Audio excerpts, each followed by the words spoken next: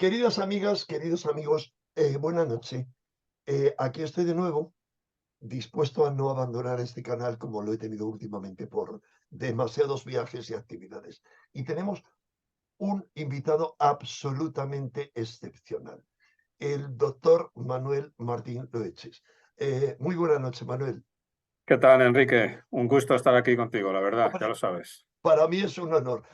Os he de decir a Manuel Martín Loeches que es para mí la máxima autoridad en neurociencia en España. Le conoceréis especialmente de muchos programas de Cuarto Milenio y recientemente un debate que tuvo en Horizonte sobre el tema de la existencia o Dios o el azar, que era un debate para mí excesivamente de o es blanco o es negro. En fin, pero Cierto. además yo he tenido el inmenso honor de debatir con él, además de participar con él en algún debate que han sido para mí los debates más cordiales, como lo conlleva debatir con alguien de la inteligencia de Manuel Martín Loeches, que es capaz de rebatir cualquier argumento del adversario sin ofenderle para nada. Así que gracias, Manuel. Muchas gracias a ti, Enrique, muchas gracias. Yo lo he pasado muy bien. Cuando he debatido contigo, la verdad es que han sido debates profundos, hemos aprendido todos, yo creo, y bueno, hemos intercambiado ideas, que es de lo que se trata, ¿no? Está bastante bien. De eso se trata, no se trata de Exacto. el otro. Claro, os comento. Manuel es catedrático de psicobiología en la Universidad Complutense de Madrid y anteriormente en esa universidad tuvo su doctorado en psicobiología y su línea de investigación siempre han girado en torno al cerebro y a la cognición del ser humano. Realizó una estancia postdoctoral en la Universidad de Konstanz, en Alemania, y en la Universidad Humboldt de Berlín.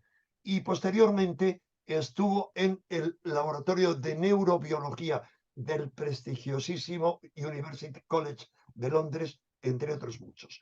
Es autor, entre otros libros, de qué es la actividad cerebral, la mente del Homo sapiens, el cerebro y la evolución humana, y junto a doctor Juan Luis Arzuaga, uno de los grandes del proyecto Atapuerca, publicó el sello Indeleble, pasado, presente y futuro del ser humano, con mucho éxito. Es colaborador regular de muchos programas de radio y de televisión, entre otros Cuarto Milenio y Horizonte.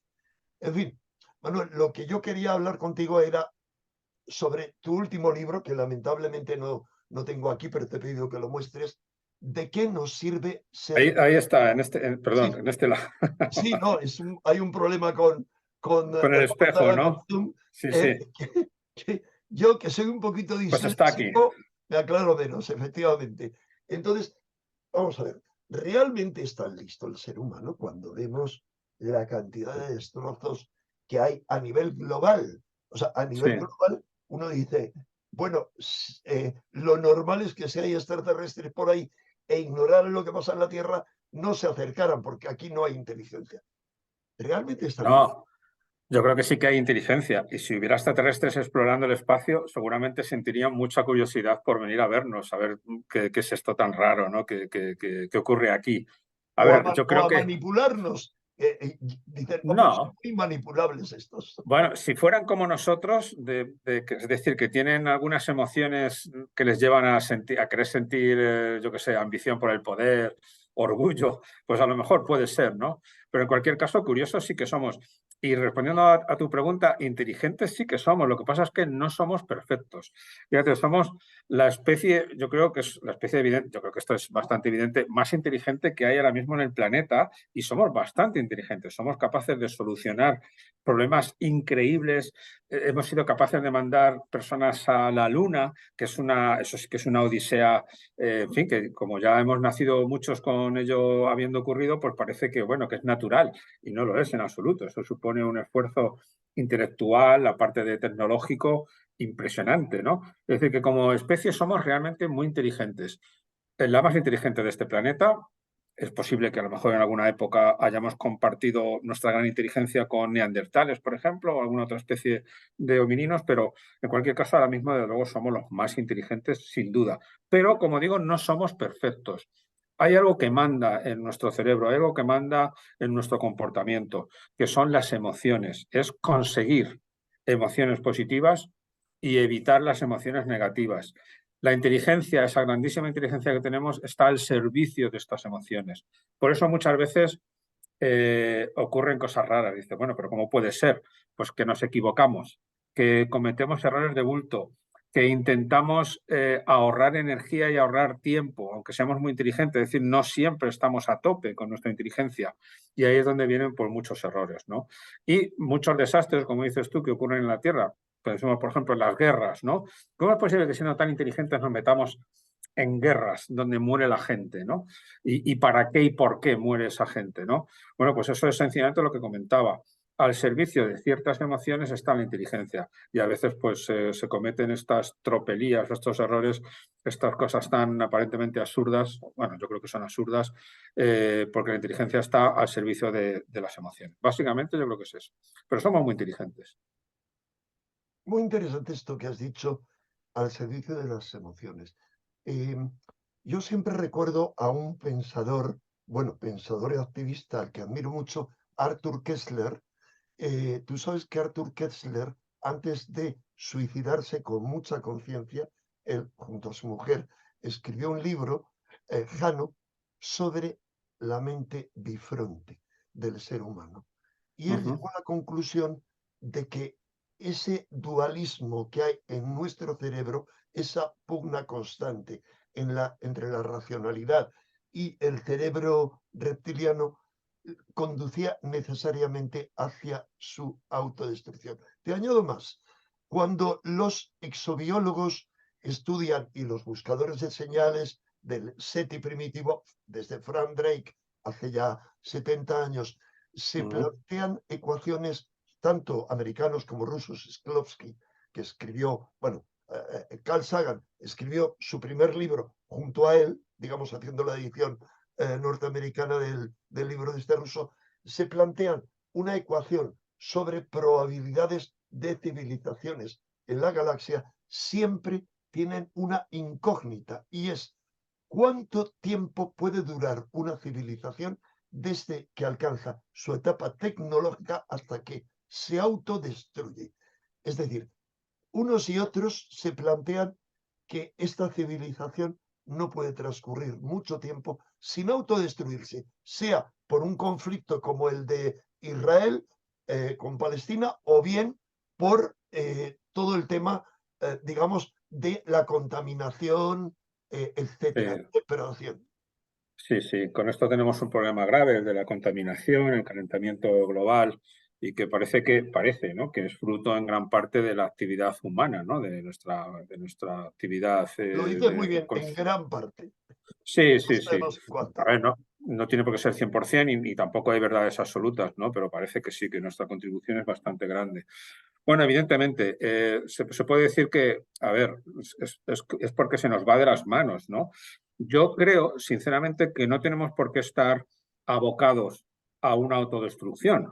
De hecho, eso que comentabas de que a partir del cerebro mal llamado reptiliano, pero vamos a llamarlo así, emocional o más primitivo, ¿no? Más arcaico, ¿no? Que tiene que ver mucho que ver con las emociones. A partir de ahí se ha generado un cerebro más racional, es todo lo que tiene que ver con la corteza cerebral, y esa corteza cerebral se ha ido haciendo cada vez más grande, un poco por lo que decía antes, porque está al servicio de las emociones.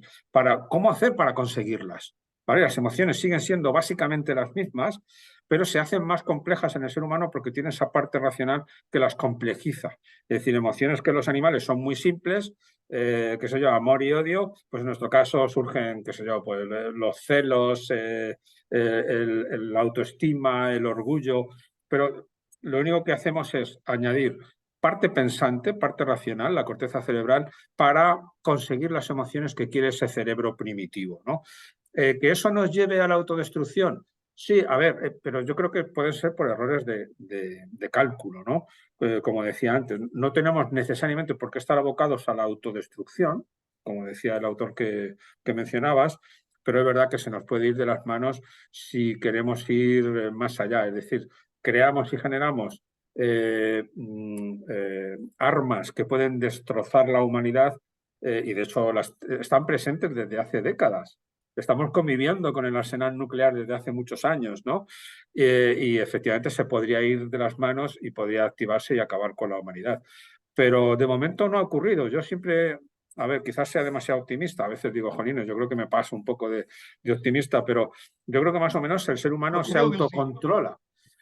Yo creo que se autocontrola, ¿no? Es decir, como que de alguna manera nunca llega la sangre al río del todo. Sangre sí derramamos, pero nunca llega a la autodestrucción total. Siempre hay mecanismos por los cuales nos autorregulamos, ¿no? Por el bien de la humanidad, por el bien de nosotros mismos, porque hay un principio fundamental en todo ser vivo que es el de autoprotegerse, el de seguir viviendo, el de mantenerse con vida.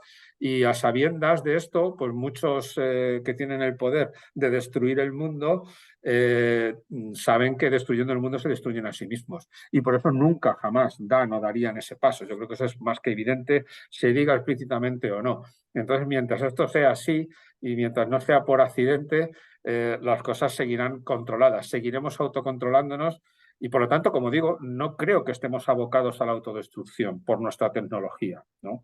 Yo creo que más o menos, de momento al menos, nos autocontrolamos. Yo quiero ser optimista, es que si no, es muy triste vivir, ¿no? Totalmente, o sea, Estaremos de acuerdo. creo que es la única actitud. Lamentablemente yo te tengo que hacer la contra y decirte, hombre, es que afortunadamente no ha llegado al poder en una situación como la actual, en uno de los grandes, en una de las grandes potencias, pues un Hitler o un Stalin, que Stalin tenía armas atómicas, pero hay Sí, una hipótesis documentada para mí, según la cual le envenenaron Beria, Molotov y Khrushchev porque les había dicho que tenía la intención de atacar a Estados Unidos con armas nucleares. Y desde luego les tuvo, o sea, no hay duda de que es un personaje por encima de cualquier racionalidad, tanto él como Hitler, y hay otros. El dictador de Corea del Norte, afortunadamente, no dirige Rusia o Estados Unidos. sí, Ese sí. es el problema, que pueda caer una pieza de estas, que hay muchas en la historia, y decir, me da lo mismo todo, me lo juego. Sí, sí, puede ser. A ver, es evidente. Hay que tener en cuenta que la humanidad, a lo largo de miles, de cientos de miles y quizás de millones de años, muchas veces hemos estado en el filo de la navaja. Es decir, esto no es nuevo. Ahora somos muchísima gente, somos 8.000 millones de seres humanos, pero hubo un tiempo en que éramos muy poquitos y por cataclismos, catástrofes naturales, estuvimos a punto de desaparecer hace cientos de miles de años y en varias ocasiones. Es decir, que, bueno, al fin y al cabo hemos sobrevivido y nos hemos multiplicado muchísimo. Yo pienso que de tantos como somos, la extinción total ya a estas alturas es muy difícil. Total. Alguien quedaría vivo por mucha bomba atómica que No, saltara, ¿no? Pienso. completamente. Hombre, ya hay preparativos, digamos, de migración a otros planetas cuando se acaben los recursos en la Tierra. Claro, hay además refugios para protegerse de esto durante un tiempo. Hay gente que de alguna manera pues está preparada en caso de esta catástrofe, que bueno, que afortunadamente nunca llega, ¿no? Y No, espero no que llega, así siga no llega, siendo. pero perdona, te he sacado porque yo te estoy sacando totalmente del tema de tu libro. Ojo, también dándole la Bueno, oportunidad. forma parte de nuestra inteligencia, es un producto de nuestra inteligencia, como digo, con sus errores, pero que ahí está, ¿no? Claro, así le doy la oportunidad a todas las amigas y amigos que les interese. Tu libro no tiene pérdida y voy a cambiar de tercio, ¿no? Olvidarme de todo Vale. eso. De todo eso. No, no, ojo, que para mí era importante, pero es otra deriva. Hablar de la mente, eso sería otro tema, del psicópata o del que tiene, no recuerdo ahora cómo se llama, esos tres aspectos que son psicopatía, no recuerdo ahora, la tríada oscura le llaman. Pero bueno, no Sí, sí, sí. importa. Lo importante es lo que tú cuentas en el libro, que no tiene pérdida a nivel práctico para entendernos mejor a nosotros mismos, y hablas de que la gran diferencia que nos separa del resto de los seres vivos es nuestro lenguaje. Y yo Sí. añadiría algo más y te voy a decir por qué. Las manos, que nos han Sí, permitido el dedo prensil. ¿Por qué? Porque no quiero derivarte hacia la mente del delfín, por ejemplo, que ha sido poco estudiada, pero John Lilly la sí. estudió a fondo, y el Aunque es delfín un poco emite un decepcionante la lenguaje. mente del delfín, ¿eh? ¿Eh? O sea, no es tan brillante, la mente del delfín no es tan brillante. No, Y entre pero otras emite un cosas, lenguaje. sí, pero no un lenguaje, sí, a ver, y de hecho lo estamos empezando a conocer ahora, ¿no? Pero no es un lenguaje combinatorio como el nuestro. El nuestro puede emitir infinitas combinaciones. Eso es algo que el delfín, al menos que sepamos de momento, no tiene. Es algo que se está buscando. Y no solo en los delfines, también en otros animales. Los primates son los candidatos más probables, ¿no? Pero piensa que dentro de nuestro lenguaje hay dos cosas que lo hacen único y que lo hacen muy importante, que son, por un lado, la tan conocida sintaxis, es decir, la capacidad, las reglas de combinación de las palabras, que de alguna manera es lo que digo que puede hacer o puede llegar a producir mensajes infinitos, ¿no? Podemos emitir siempre infinitas combinaciones, porque cualquier combinación siempre puede acabar con una nueva palabra que va unida a esa combinación y hacer una nueva oración, una nueva frase completamente nueva, distinta, y así hasta el infinito, ¿no? Entonces, con esta sintaxis podemos ayudar a organizar nuestro pensamiento. De hecho, esa es la idea de muchos teóricos, ¿no? Articularlo, organizarlo, bueno, mejorarlo, esa es la idea. Pero luego la otra ventaja del lenguaje también es el vocabulario. Fíjate, los chimpancés, cuando se les ha intentado enseñar un lenguaje, que al final se desistió de enseñarles un lenguaje oral y se optó por el lenguaje gestual, el de los sordomudos, porque no tienen, parece, aunque ahora hay un poco polémica con esto, pero bueno, se decía que no tenían la capacidad de articulación vocal como la nuestra. Y sobre todo que no tienen el control voluntario de sus emisiones vocales. Parece que sus emisiones vocales vienen directamente de este cerebro más primitivo que es emocional, no lo hacen con la corteza cerebral. Bueno, total, se les enseñó a usar las manos para comunicarse y el vocabulario máximo al que han llegado es el de 1.500 palabras en el mejor de los casos, porque Un aguaso, por la ejemplo. mayoría de los, sí, por ejemplo, la mayoría de los chimpancés es bastante decepcionante. Algunos no aprenden ni una sola palabra, algunos aprenden 10, 4 y poco más, ¿no? Pero ya digo, Oye, el como los tope seres máximo. humanos o los perros, los perros sobre todo, ocurre algo parecido. Hay perros Sí, brillantísimos y perros que parece que no se enteran de nada. sí, exactamente. Y como dices tú, con los seres humanos, es la variabilidad con la que Darwin razonó que es lo que se selecciona. Somos distintos, pues aquellos que tienen cierta ventaja en unas cosas frente a otros que no la tienen, pues sobreviven o dejan, sobre todo, dejan más descendencia, ¿no? Pues fíjate, estos los chimpancés, 1.500, son los más cercanos a nosotros. Nosotros, sin embargo, tenemos la capacidad de almacenar, de conocer unas 40, 50.000 palabras. Esto es una brutalidad en comparación con un chimpancé. Quiere decir que conocemos y desgranamos la realidad en 50.000 realidades diferentes. Conocemos 50.000 cosas. Matizamos la realidad. Conocemos cosas que ni tan siquiera se pueden ver, tocar o escuchar, ¿no? Como, qué sé yo, semana, firmamento o infinito, ¿no? Tenemos conceptos abstractos como belleza, paz, libertad. Todo ese tipo de cosas las puede manejar la mente humana y es gracias al lenguaje, gracias a que hay etiquetas, las palabras, que denotan ciertos significados que, vale, se lo tenemos que enseñar a nuestros niños. Mira, la libertad significa cuando puedes hacer lo que quieras aquí, cuando puedes, sales libre de tal habitación en la que has estado encerrado, en fin, y todo ese tipo de circunstancias, y al final el niño y también el adulto, porque también aprendemos de adultos, pues llega a una realidad con una etiqueta, llámese como sea, libertad en este ejemplo, y es una realidad sobre la que podemos pensar, que es algo que los chimpancés ni de lejos, ¿no? Entre eso, el vocabulario tan extenso que tenemos y la sintaxis que nos permite combinar todas esas 40 o 50.000 palabras, lo nuestro es impresionante en el reino animal, o sea, de luego en comparación con cualquier otro animal. Y mencionas las manos, sí señor, las manos son muy importantes. De hecho, fíjate, hay una cosa muy relevante, aunque también con todo hay bastante polémica, y es que la zona del cerebro que es la principal encargada de la sintaxis, es decir, de construir oraciones, de organizar las palabras en nuestras oraciones está muy próxima y de hecho se solapa en gran parte con la parte del cerebro que mueve las manos, que las gobierna, que gobierna los movimientos secuenciales de las manos.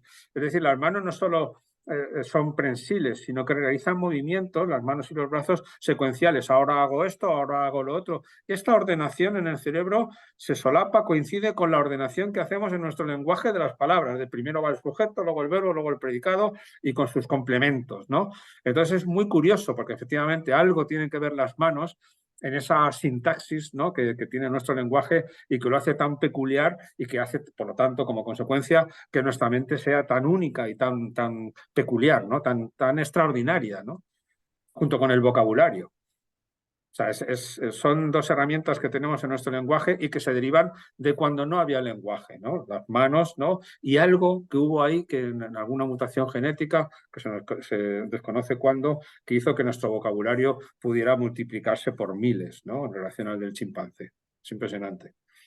Bueno, y luego saltos que ha habido, como siglo XVI, XVII, de toda una ampliación brutal del inglés apenas existir, hasta que llegan unos genios, para mí, bueno, ya lo he detallado en otro sitio, para mí organizados, que de repente multiplican por 20 los términos en inglés. Y en ese mismo momento, Shakespeare, fuera quien fuese el autor de las obras, es paralelo absolutamente a Cervantes en Sí, España sí. y absolutamente paralelo a la Pléyade en Francia y así no en Alemania, que había diferentes. Bueno, eso tú lo conoces bien porque a diferencia mía tú hablas alemán. En fin, Un hay poco, mucho, Vision. pero bueno, suficiente, suficiente. Entonces, otro tema que quería comentarte y que tratas a fondo en el libro y es apasionante a muchos y a muchas de nuestros amigos y amigas les va a interesar. Y es por qué el ser humano, a veces, siendo muy brillante, y a veces cuanto más brillante es, se vuelve un genio torturado. Eh, o sea, ¿a qué se debe eso? Esa historia de soy tan inteligente y me ahogo en un vaso de agua. Sí, Cuéntanos, aunque tú lo detallas mucho en el libro y es de sí, sí, enorme sí. interés. Sí, porque es un tema que tiene su cierta complejidad. No es que sea complicado, pero bueno, hay que explicar varias cosas, ¿no? Por un lado, hay un mito que todo el mundo piensa que ser muy inteligente conlleva la locura, ¿no? O la locura o la enfermedad mental. Es decir, como que le preguntas a cualquiera y la gente está convencida de que ser muy inteligente te hace más infeliz.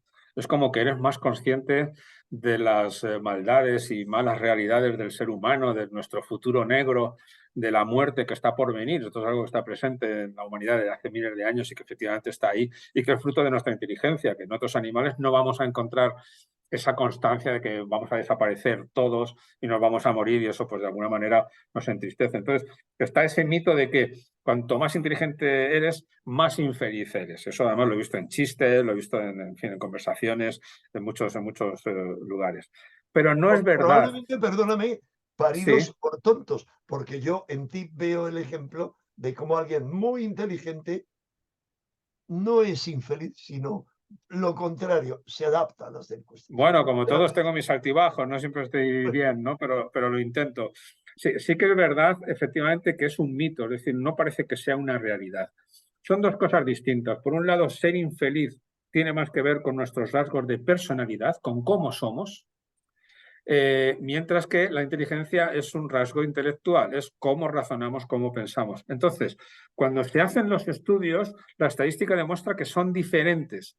Es decir, que se puede ser muy listo y también muy feliz, vamos a decirlo así, aunque la felicidad es un estado no natural necesariamente en el ser humano, te lo puede decir cualquier psiquiatra, pero bueno, un estado normal es, bueno, no estar triste. Es decir, se puede ser muy inteligente y ser feliz, pero se puede ser también muy inteligente y ser infeliz. Y se puede ser muy poco inteligente, por no decir tonto, y ser feliz, pero también muy tonto y ser infeliz. Son dos rasgos que son ortogonales, no tiene nada que ver. Y lo curioso es que sí que encontramos que las personas que son inteligentes, pero que por su personalidad tienden a la tristeza, tienden a la depresión, esas personas tienen, afortunadamente, más recursos que quienes no son tan inteligentes para superar esa depresión, esa tristeza, esa tortura, ese trastorno mental que le está torturando, ¿no?